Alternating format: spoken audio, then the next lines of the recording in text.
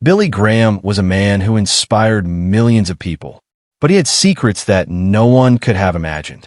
Behind his preaching, behind the news stories, his life had layers the world never saw. He appeared in public for decades, but there was a story that only now makes people curious. Every move he made, every word he said, every choice might have meant more than anyone knew. The truth about his life has always been closer and stranger than it seems. Billy Graham was born on November 7th, 1918 on a 300-acre dairy farm in Charlotte, North Carolina. Life on the farm was hard and tiring. Each day started before the sun came up and ended long after it went down, filled with chores that tested both strength and patience. His father was strict and expected him to obey completely, while his mother had quiet, strong faith. As the oldest of 4 kids, Billy learned responsibility quickly. He learned how to take care of his younger brothers and sisters, manage the animals, and help with the fields. But in all the business, he also learned something deeper, what it felt like to be alone. As a teenager, Billy pushed back against the strict rules that had shaped his early years. He looked for freedom in baseball games, laughing with friends, beer, and even small bets. Religion seemed far away, almost like it didn't matter, and he skipped church whenever he could. Freedom felt alive, exciting, and real. But underneath his bold actions, a quiet loneliness grew. Everything started to change in 1934 when Billy went to a revival meeting led by the preacher Mordecai Ham. He didn't expect to feel anything. But that night, something stirred deep inside him. For the first time, he felt a belief he couldn't ignore. A pull on his heart that seemed both scary and necessary. Soon after, he opened his mother's old Bible. He didn't fully understand why he did it. He only knew that reading those worn pages brought a comfort and curiosity he had never felt before. In 1936, Billy enrolled at Bob Jones College in Tennessee. The strict rules and rigid expectations clashed with the boy who loved freedom. After only a few months, he left looking for a place where he could explore his beliefs without suffocating restrictions. He transferred to Florida Bible Institute, where he could study, question, and grow. There he was baptized and joined the Southern Baptist Convention, taking his first real steps toward faith. After graduating from Florida Bible Institute, Billy Graham moved to Wheaton College in Illinois. There he threw himself into study and campus life, graduating in 1943 with a degree in anthropology. At Wheaton, he started shaping the voice that would one day speak to millions. He served at the United Gospel Tabernacle in downtown Wheaton, stepping into crowded rooms, preaching in nearby Chicago, and learning to speak with clarity and honesty. It was also at Wheaton that his personal life found its anchor. In 1943, he married Ruth Bell, the daughter of L. Nelson Bell, a medical missionary in China. Ruth was more than a wife. She became his partner, confidant, and support in a life that would demand much from both of them. Their love was rooted in shared faith, but Billy's calling to travel and preach endlessly would soon test their bond. Billy's ministry started modestly. After his ordination in 1940, he briefly led a small church in Illinois. But the pull of evangelism was stronger than any pastoral routine. By 1945, he joined Youth for Christ as a charter vice president. He traveled across the United States, speaking to young people, students, and service members. He learned to connect, to listen, and to speak to hearts that were searching, skeptical, or broken. Billy rejected complicated theological debates. He preached in simple, direct language, focusing on sin, salvation, and the hope that faith could bring. His style was earnest, sincere, and easy to understand. People trusted him because he seemed genuine, a man who believed what he said and lived what he preached. In 1949, Billy Graham stepped into a moment that would change everything.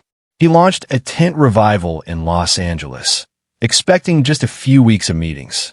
What happened inside that canvas tent, however, surprised everyone. The crowds grew day by day, swelling beyond what anyone imagined. Soon, the revival became a citywide phenomenon. Newspapers called it a canvas cathedral. People came from every walk of life, workers, students, housewives, and the tired alike.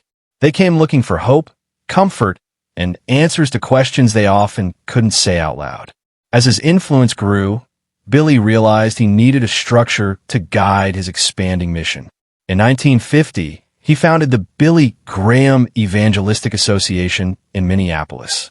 Later, he moved its headquarters back to Charlotte, North Carolina, closer to the farm where his story had begun. From this base, his voice would reach across the world. Over the course of his career, he preached in more than 400 crusades across 185 countries and territories. Live audiences numbered over 215 million, a huge figure that barely captures the scale of his impact. Even more people heard him through radio programs like Hour of Decision, television broadcasts, and books and magazines. Some of his campaigns became historic milestones. In 1957, Graham returned to New York City, planning only 6 weeks of preaching. The city had other plans. He stayed 16 weeks. Crowds of more than 100,000 gathered at Yankee Stadium, and over 60,000 people made decisions for Christ during the height of segregation. He insisted that his crusades be integrated. Black and white audiences sat together, sharing faith equally.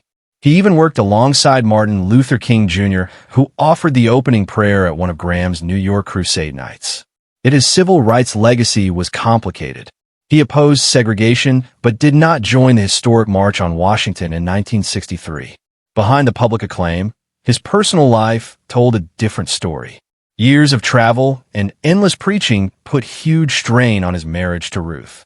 She raised their children mostly on her own, providing the love and stability he often couldn't. In later interviews, Billy admitted regret. He wished he had studied more, preached less, and spent more time at home. Despite the personal sacrifices, recognition followed him wherever he went. He received the Presidential Medal of Freedom in 1983 and the Congressional Gold Medal in 1996. Yet, even as the world celebrated him, a quiet loneliness lingered in his home, a solitude that no applause could erase. Even a life built on faith and purpose can face moments that shake the soul. For Billy Graham, one of those moments came through politics. His close friendship with Richard Nixon stirred controversy. Critics argued that he had become too politically aligned, that the trust he earned as a spiritual guide might have been used to navigate morally uncertain waters. At the same time, his body started to betray him. In 1992, he was diagnosed with hydrocephalus, a dangerous buildup of fluid in the brain. The following year, he publicly revealed he had Parkinson's disease. Prostate cancer, broken hips, and other health complications followed. The man whose voice had filled millions of hearts now faced a battle within himself.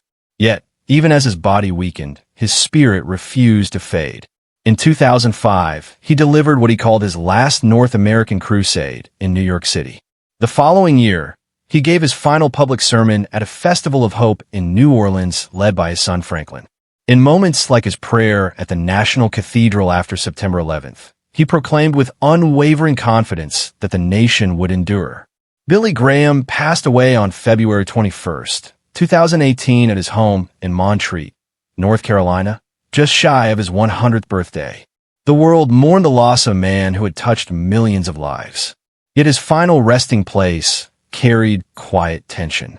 His son, Ned, initially opposed burial at the Billy Graham Library, wanting instead a simple mountain burial. For decades, Graham's influence had drawn more than admiration.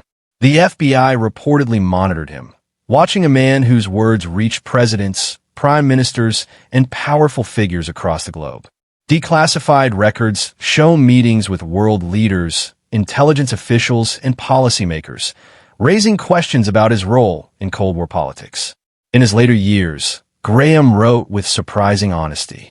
He reflected on fear, regret, and the burden of his public life. He did not want to be remembered as a saint, but as a sinner saved by grace. He urged his children, particularly Franklin, to lead with integrity and warned them of the dangers of misusing spiritual influence. The Billy Graham Library in Charlotte, spanning 40,000 square feet, stands as a pilgrimage site, inviting visitors to explore the life of a preacher who became a global figure. The Billy Graham Evangelistic Association continues under Franklin Graham, running international outreach programs, disaster relief, evangelistic campaigns, and media ministries. Yet even now, after his death, the full story of Billy Graham remains only partially told. Some of his most personal and provocative reflections are still locked away, waiting to emerge. The man who walked alongside presidents, comforted nations, and spoke to millions carried thoughts and struggles that few ever saw. Billy Graham's global impact is staggering. Millions of people made decisions for Christ through his crusades, broadcasts, and literature.